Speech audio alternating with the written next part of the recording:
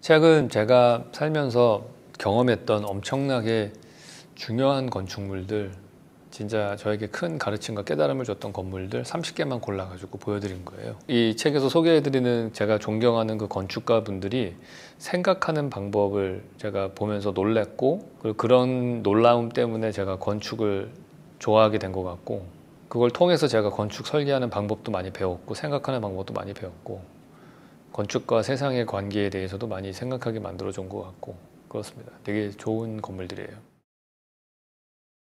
만약에 건축을 공부하지 않으신 분들이라면은 여행 가실 거면은 읽고 가는 게 전 좋을 것 같아요.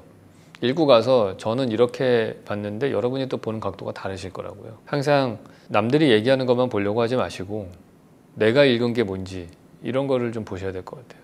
그래서 그런 거를 생각하는 연습도 좀 하시면 좋을 것 같다. 왜냐하면 제가 쓴 다른 책들도 그렇지만은 대부분 다 그렇게 그런 양자역학 같은 어려운 것들이 아니거든요. 생각을 그냥 편안하게 하잖아요, 제가.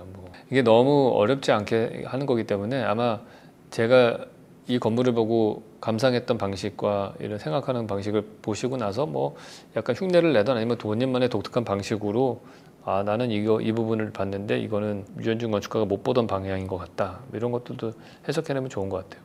그러니까 중요한 거는 그런 것들이 이제 모이면 어느 시점에 가서는 자기만의 세계를 보는 관점이 생기는 거거든요. 관점이 생기면 자기 세계관이 생기는 거예요. 저 인생관은 멘토를 안 만드는 거에 있기 때문에 안 만드는데, 근데 멘토 같은 역할을 하신 분은 있는 것 같아요. 만난 적은 없지만 프리츠 오브 카프라라는 책이에요.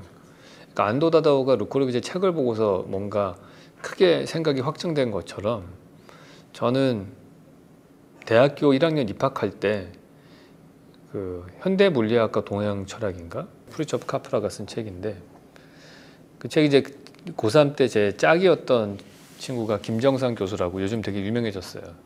아이온큐를 창업한 그 양자 컴퓨터의 대가라고 할 수 있는데, 그 친구가 서울대 물리학과를 가서 자기네 동아리에서 읽는 책이다라고 저한테 추천을 해줬거든요. 근데 제가 이제 3월 달쯤인가 그때 처음 그 책을 봤는데 저는 되게 인상 깊었던 거가, 이분이 물리학자인데 양자 물리학자죠.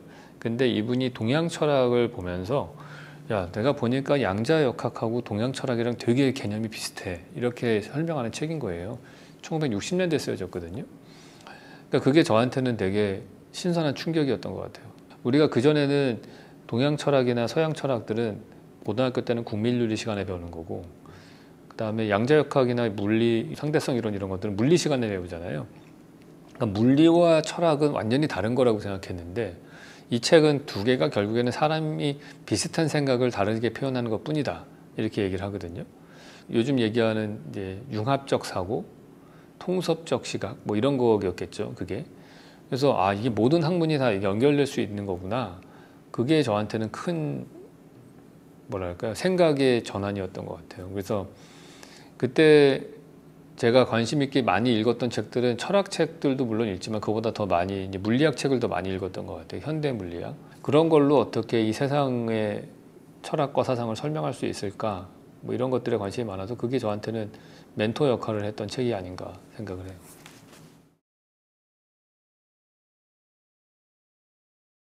많죠. 근데 그 중에서 하나 저한테는 약간 웃긴 경험 중에 하나가, 초창기에 특별하게 일거리가 없었던 시절에 홍익대학교하고 공주시하고 MOU를 체결해가지고 공주시의 마을회관을 저희가 설계를 많이 했어요. 그게 어떻게 보면 제가 우리나라에서 제 이름으로 지은 첫 번째 프로젝트라고 할 수도 있을 것 같아요. 성남리였던 걸로 기억하는데, 공주시 성남리. 마을회관 땅이 논 옆에 있었어요. 개념은 뭐였냐 하면은, 저는 논을 되게 좋아하거든요. 논이라는 땅은 겨울철엔 텅 비어있는 공간이었다가 모내기 하기 전에 물을 담그면은 호수 같은 수공간이 됐다가, 모내기를 하면은 잔디밭처럼 바뀌었다가 4월 달 되면 완전 잔디밭이죠. 그러다가 5월, 6월 되면 점점점 자라다가 9월, 10월 되면은 키가 엄청 자라면서 누렇게 익는데, 그게 바람이 불면은 그게 흔들리잖아요. 그러면 눈에 보이지 않는 바람도 보이게 해주고 변화무쌍한 자연인 거예요, 논이. 그리고 키도 자라면서 이 땅의 볼륨도 바뀌잖아. 그래서 제가 마을회관을 할 때 컨셉은 노인분들이 앉는 그 마을회관의 바닥을 딱 그 논이 자라나는 그 높이랑 잘 맞춰가지고 바로 옆에다가 만들어서 논이 자라면서 높이가 자랄 동안에 그 변화를 느끼게 하는 거예요. 아주 심플한 아이디어였는데 제가 완공된 다음에 한 6개월 뒤에 그 마을회관을 방문을 했더니 거기에 할아버지 할머니 분들이 다 반투명 필름지로 다 발라서 가려놨더라고요. 그 바깥 경치를. 그래가지고 아니 그 좋은 경치를 왜 가리시냐 그랬더니 아 자기네는 농부라서 바깥에 논을 보고 있으면 가서 일을 해야 될 것 같은, 가서 막 뽑아야 될 잡초가 자꾸 보이고 막 치워야 될 돌이 보이고 그런다는 거예요. 그래서 쉴 수가 없대 그걸. 그러니까 우리로 치면은 사무직 직원 사람들이 자기 부장님 방을 쳐다보고 쉬려고 하는 거랑 비슷한 거예요. 그러니까 그게 도시인이었던 제가 느끼는 논과 실제로 논에서 일을 하시는 분이 바라보는 논은 다르잖아요. 그래서 아 이게 사용자의 관점에서 봐야 되는 거구나. 그렇게 해서 그 다음에 제가 설계했던 그 아페도에 지은 목욕탕이 있거든요. 보이드라고 하는 작품인데 거기는 주변에 막 엄청 경치가 좋아요. 갯벌과 막 이런 것들이 쫙 펼쳐져 있는데 창문 안 만들었습니다.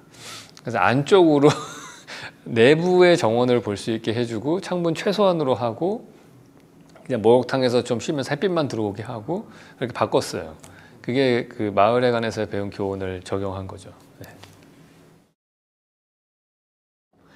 저는 다른 용도로 바꿔서 쓰는 것들, 그런 것들은 다 재생건축이라고 봐요. 예전에 했던 것 중에서 허브라는 게 있는데 청년 인큐베이팅 센터였거든요. 원래는 그 질병관리본부 건물이에요. 근데 그 내부를 저희가 이제 리모델링을 하는 거였어요. 그래서 그때 컨셉은 이게 이제 워낙에 한 평면으로 되게 넓은 땅이었거든요. 몇백 평, 한 1000평 가까이 됐던 것 같아요. 그러니까 이곳에 창업센터를 만들 때 약간 하나의 도시를 축소해 놓은 것 같이 만들자. 그래서 맨하탄 같이 뭐 대각선으로 가는 브로드웨이도 있고 삼각형의 타임스퀘어 같은 공간도 있고 뭐 어디는 약간 브라이언 파크 같은 데도 있고 센트럴 파크 같은 데는 화분을 많이 갖다 놓고 이런 식으로 설계한 게 있었거든요. 그래서 그게 어떻게 보면은 이제 이런 리사이클링한 재생건축이라고 할 수 있겠죠. 일단은 재생건축 중에서 제일 대표적으로 성공한 프로젝트는 테이트 모던 갤러리라고 할 수 있겠죠. 런던에 있는 화력발전소를 이제 미술관으로 바꿔가지고 그쪽 지역을 엄청나게 활성화시킨 성공적인 프로젝트였던 것 같고, 또 하나 그거보다 더 먼저 진짜 거의 재생건축의 교과서적이라고 할 수 있는 게 올세이 뮤지엄이라고, 올세 미술관이라고 한국에서는 보통 얘기하죠. 이거가 옛날에 기차역이었었거든요. 근데 기차역인데 지금 여기가 이런 미술관으로 바뀐 거예요. 그러니까 기차역이라는 거는 플랫폼이 있어야 되잖아요.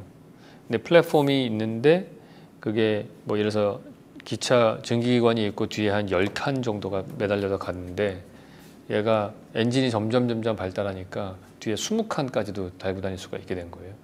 그럼 플랫폼이 짧아서 쓸 수가 없잖아요, 기차역을. 그러니까 기차역을 외곽으로 크게 만들고 여기는 안 쓰게 됐고 그거를 미술관으로 바꿨어요. 근데 뭐 아주 기가 막히게 바꿨죠. 그래서 제가 제일 좋아하는 미술관 중에 하나입니다.